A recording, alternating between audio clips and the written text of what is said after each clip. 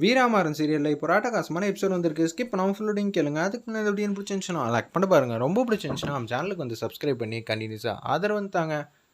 மாறா உனக்கு வலிக்குதாப்பா அப்படின்னு சொல்லி வீரா வந்து அன்பா பாசமாக வந்து பேசுகிறாங்க அந்த இடத்துல. ஆமாம், எனக்கு ரொம்பவே சந்தோஷமாக இருக்குது. நீ வேற, நானே வந்து வேதனையில் உட்காந்துக்கிட்டு இருக்கேன், நீ உட்காந்து காமெடி பண்ணிக்கிட்டு இருக்கியா? இல்லை, எனக்கு ஒரு சங்கடமாக இருக்குது. என்ன சங்கடம்? ஏன் இவ்வளோ பீடிங் போட்டு பேசுகிற? எதுவாக இருந்தாலும் டேரெக்டாக கேள. இல்லை, இந்த விஷயத்த நீ யார்ட்டையும் சொல்லிடாத. எதுக்கு சொல்கிற அப்படின்னு சொல்லி கேட்குறாங்க அந்த இடத்துல. நம்ம மாறன், கல்யாணம் நின்று போச்சுன்னா அவ்வளோ தெளிவு, எல்லா விஷயத்துலையும் நீ இவ்வளோ தெளிவாக இருப்பேன்னு நினச்சி கூட பார்க்கல. ஒருத்தன் இங்கே வலியும் வேதனையோடு இருக்கானே, அவனுக்கு ஆறுதல் சொல்லுவோம்லாம் இல்லை. அதை விட்டுட்டு நீ என்ன சொல்கிற? உங்கள் அக்கா கல்யாணம் நல்லபடியாக நடக்கணும் பா. உன்னை விட ஒரு தெளிவான ஒரு ஆளை பார்க்கவே முடியாது. அதனால தான் மிஸ்டர் ராமச்சந்திரன் உன்னை வந்து மேனேஜர் ஆக்கியிருக்காங்க போல இருக்குங்கிற மாதிரி கிண்டல் பண்ணி பேசுகிறாங்க. பின்ன இந்த கல்யாணத்துக்காக அவ்வளோ செலவு பண்ணியிருக்கோம், அம்புட்டு கஷ்டப்பட்டுருக்கோம்ல அப்படின்னு சொல்கிறாங்க அந்த இடத்துல நம்ம வீரா. சரி சரி, நானும் உங்ககிட்ட சொல்லணும்னு நினச்சேன், இந்த விஷயத்த வெளியில் யார்ட்டையும் சொல்லிடாத அப்படின்னு சொல்கிறாங்க. ஆமாம், வள்ளி வேற ஏற்கனவே இந்த கல்யாணத்தை நிப்பாட்டணுங்கிற மாதிரி கங்கனை கட்டிட்டு அலைஞ்சிக்கிட்டு இருக்கா. இந்த விஷயம் தெரிஞ்சிச்சுன்னா அப்புறம் அவ்வளோதாங்கிற மாதிரி யோசிக்கிறாங்க நம்ம மாறன். நீ என்னதுக்காக வந்து இது மாதிரி சொல்கிற? எனக்கு சொல்கிறதுக்கு ஒரு காரணம் இருக்குது, காரணத்தை சொல்லிட்டேன். நீ சொல்லு. ஒரு பாட்டி கையால் இது மாதிரி ஆச்சுன்னா சுற்றி இருக்கிறவங்களாம் என்னை மதிப்பாங்களா? அதனால தான் சொல்லி காமெடியாக வந்து பேசுகிறாங்க. டேய், நீ பெரிய வந்து காமெடி பீஸுடா. ஆமாம் ஆமாம், எனக்கு தானே தெரியும் அப்படின்னு சொல்லிட்டு அப்படியே தூங்கலான்னு சொல்லிட்டு போகிறாங்க. அக்கா நீ எங்கே போனேன்னு சொல்லி பிருந்தா வந்து கேட்குறாங்க. இல்லைம்மா, பக்கத்தில் தான் போயிட்டு வந்தேன்னு சொல்லி சமாளிச்சுட்டு அப்படியே தூங்குறாங்க. கெட்ட கெட்ட கனவாக வருது. நம்ம வீராவுக்கு மாறனுக்கு இது மாதிரி ரெட் கலர் வர மாதிரியே கனவு வந்துட்டு இருக்கு. சரி என்ன பண்ணுறான்னு பார்க்கலான்னு சொல்லிட்டு எல்லோரும் தூங்கினதுக்கப்புறம் திருப்பியும் வந்து போகிறாங்க அந்த இடத்துல. போய் பார்த்தா அவருக்கு காற்று வசதி எதுவுமே இல்லை போல இருக்குது. அப்பன்னு பார்த்து டேபிள் ஃபேனை தூக்க முடியாமல் தூக்கிட்டு வந்து வைக்கிறாங்க. ஃபேன் சுவிட்சை போட்டு விட்றாங்க. ரொம்பவே கஷ்டப்பட்டுட்டு இருக்கான். அண்ணனோட கல்யாணம், ஏசி ரூமில் கூட படுத்து தூங்கலாம். இவனுக்கு இருக்கிற வசதி வாய்ப்பெலாம் பார்த்தா ஏகபோகமாக இருக்குது. அப்படி இருக்கும்போது சாதாரண வாழ்க்கையில் வந்து இருக்கானே அப்படின்னு சொல்லிட்டு இருக்கிறப்ப பிருந்தா வந்து பார்த்துட்டாங்க கடைசி தங்கச்சி. அக்கா என்னக்கா பண்ணுற? ஏய், இவனையும் நம்ம தானே பத்திரமா வந்து பார்த்துக்கணும், அம்மாட்ட எதுவும் சொல்லாத. அக்கா நீ பண்ணுறதெல்லாம் சரியில்லைக்கா, நீ ஃபேனை கஷ்டப்பட்டு தூக்கி இவனுக்கு வச்சுருக்க. ஏய் பாவண்டி, இவனும் நம்ம கெஸ்ட்டு தானே. இவன் பக்கத்தில் ஃபேன் ஓடிச்சுன்னா நம்ம என்ன தெரியுமாக்கா பண்ணணும்? ஃபேன் சுவிட்சை அணைக்கணும். அதை விட்டுட்டு நீ இப்படியெல்லாம் பண்ணிக்கிட்டு இருக்கேன்னு சொல்லி கடுப்பில் வந்து பிருந்தா வந்து பேசுகிறாங்க.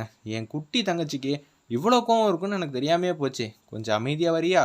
கூடிய சீக்கிரம் வந்து தூங்க போகலாமா அப்படின்னு சொல்லிட்டு தங்கச்சி கூட்டிகிட்டு அப்படியே நிம்மதியாக அசந்து வந்து தூங்குறாங்க. அதாவது காலையில் 6 மணி ஆயிடுச்சு, இன்னமும் எந்திரிக்கலை. மாறன் தான் ஃபஸ்ட்டு எந்திரிக்கிறாங்க. என்னடா அது இன்னமும் வலிக்குதேங்கிற மாதிரி யோசிச்சுட்டு இருக்காங்க. எல்லாருக்கும் காஃபி எல்லாம் கொடுத்து கல்யாண மண்டபத்தில் இவங்களுக்குன்னு வந்திருப்பாங்களா கெஸ்ட்டு, அவங்க எல்லாரையும் வந்து எழுப்பி விட்றாங்க. மாறா அப்பயும் சரி இப்பயும் சரி ரொம்ப சூப்பராக வேலை பார்க்குறியே, உனக்கு தெரியுது ஆனால் ராமச்சந்திரனுக்கு தெரியலையேங்கிற மாதிரி யோசிச்சுட்டு இருக்காங்க அந்த இடத்துல. அப்போன்னு பார்த்து வீராக்கம் வந்து காஃபி கொடுக்கலான்னு சொல்லிட்டு போய் கதவை தட்டுறாங்க. அவங்க நல்லா அசந்து தூங்குறாங்க. பொண்ணு வீட்டுக்காரங்க தான் முதல்ல ரெடி ஆகணும், ஆனால் இவங்க கடைசியாக ரெடி ஆவாங்க போல இருக்கே.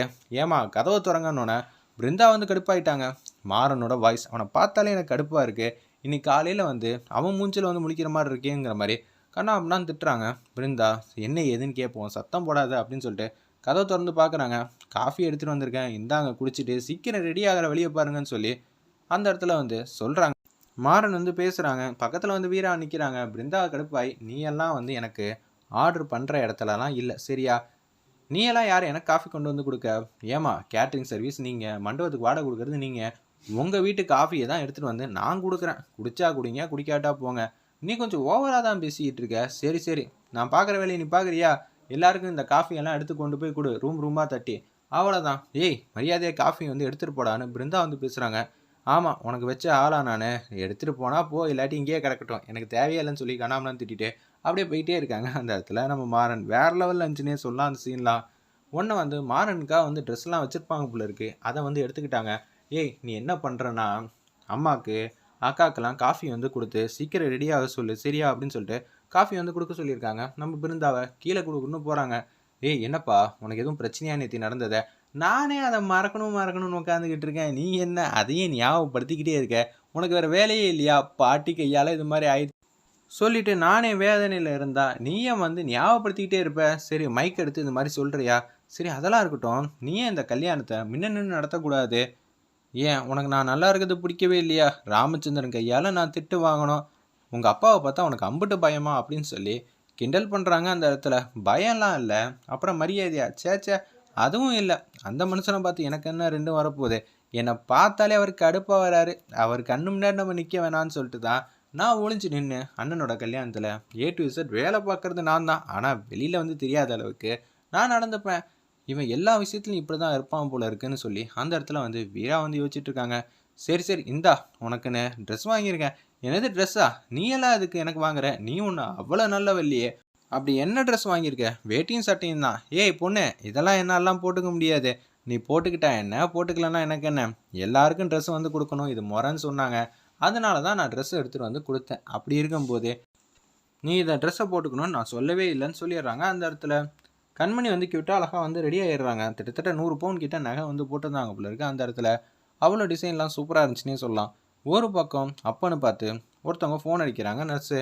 நீங்கள் கண்டிப்பாக இந்த இடத்துக்கு வந்தே ஆகணும். ஏன் என்னாச்சு? ராஜேஷோட அம்மாவுக்கு முடியல, அவங்கள பார்த்துக்கிறதுக்கு ஆள் இல்லை அப்படின்னு சொன்னோன்னே குடுகுன்னு அவங்கள பார்க்கறதுக்காக வராங்க. ஆட்டோவில் வந்து ஏறுறாங்க. அப்பன்னு பார்த்து வள்ளியோட சொந்தக்காரங்க என்ன இவ முகூர்த்தத்துக்கு நேரமாச்சுன்னு பார்த்தா இவன் என்ன சொல்லிக்காம கொல்லிக்காம இங்கேருந்து கிளம்புறா சரியில்லையே அப்படின்னு சொல்லி யோசிக்கிறாங்க அந்த இடத்துல.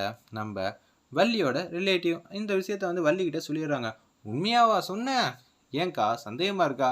ஏய் கல்யாணம் நடந்து முடிஞ்சா கோடிக்கணக்கில் வந்து அவள் பேரில் சொத்து வராத குறை தான். ஏன்னா அம்புட்டு சொத்துக்கும் ராகவன் பேரில் வரப்போகுது. இதுக்கு ஆசைப்பட்டு தான் அவள் கல்யாணத்துக்கு ஒத்துக்கிட்டா.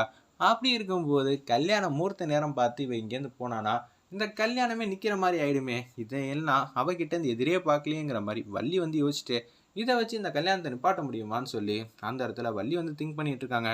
ஒரு பக்கம் அந்த இடத்துக்கு போய் பார்க்குறாங்க. அத்தை என்னத்தை என்னை புரிஞ்சுக்கிட்டது அவ்வளோதானா? நீ கல்யாணம் பண்ணிக்க வேணான்னு சொல்கிற அளவுக்கு எனக்கு கல் மனசெல்லாம் கிடையாது. ஆனால் ராஜேஷும் நீயும் எப்படியெல்லாம் லவ் பண்ணியிருப்பீங்க. உங்கள் 2 பேரும் கல்யாணம் நடக்க போகுதுன்னு பார்த்தா மாறன் தான் இது மாதிரி பண்ணிட்டான். இது என்னால் ஜீர்ணிக்கவே முடியல. ஆனால் அந்த குடும்பத்துக்கு நீ வாழ போகிறேன்னு நினச்சாதான் எனக்கு கொஞ்சம் வருத்தமாக இருக்குது அப்படின்னு சொல்கிறாங்க அந்த இடத்துல நம்ம ராஜேஷோட அம்மா. அத்தை நீங்கள் புரிஞ்சுக்கிட்டது அவ்வளோதான். நான் ஏகப்பட்ட திட்டம்லாம் போட்டு வச்சுருக்கேன். இது எல்லாத்தையும் உங்களால் சொல்லியெல்லாம் புரிய வைக்க முடியாது. கல்யாணம் ஆனதுக்கப்புறம் நீங்களே புரிஞ்சுக்க போகிறீங்க. ஏய் பணத்துக்கு தானே ஆசைப்பட்ட. அந்த வீட்டில் தான் கோடி கணக்கில் வந்து பணம் வந்து கொட்டி குமிஞ்சிருக்கு. அப்படி இருக்கும்போது பணத்துக்கு தான் நீ ஆசைப்பட்டிருப்பேன்னு சொல்கிறாங்க.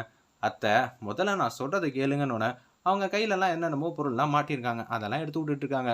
அத்தை அத்தை தயவு செஞ்சு அத்தை நீ எல்லாம் எப்படி உன் மனசு இவ்வளோ கல் மனசாக ஆயிடுச்சு? நேற்று ஒரு பேச்சு, இன்னைக்கு ஒரு பேச்சு, நாளைக்கு ஒரு பேச்சுன்னு தினுசு தினுசாக மாற்றிக்கிட்டு இருக்கியே. ராஜேஷ் வந்து மேலேருந்து பார்த்துட்டு தான் இருப்பான். அவன் போய் 1 மாதம் கூட ஆகலை. நீ இன்னொரு பையனோட கல்யாணம் பண்ணாலே என் மனசுக்கு தாங்கலை. அப்படி இருக்கும்போது யாரால் ராஜேஷ்க்கு இது மாதிரி பிரச்சனையாச்சோ அவங்க வீட்லேயே நீ வாழ போகிறத நினச்சாதான் எனக்கு வேதனையாக இருக்குது. ராஜேஷ் இதெல்லாம் பார்த்துக்கிட்டு தான் இருப்பான். அவனுக்கு எப்படி இருக்கும் தெரியுமா அப்படின்னு சொல்கிறாங்க அந்த இடத்துல ராஜேஷோட